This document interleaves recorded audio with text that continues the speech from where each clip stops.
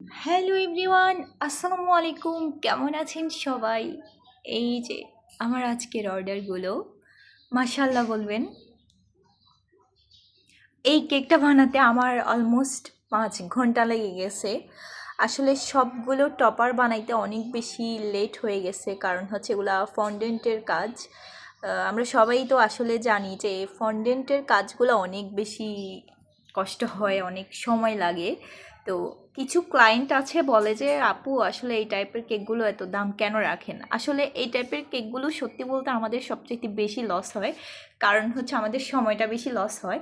এই একটা কেকে যদি আমি 5 ঘন্টা সময় লাগাই, তো আমি একটা 3-4 পাউন্ডের কেক বানাইতেও কিন্তু আমার 5 ঘন্টা সময় লাগে না। তো আসলে এই টাইপের কেকগুলোতে আমাদের লাভ হয় না বললেই চলে, বাট সুন্দর লাগে আর কাস্টমারের জন্যই বানানো হয় আর কি।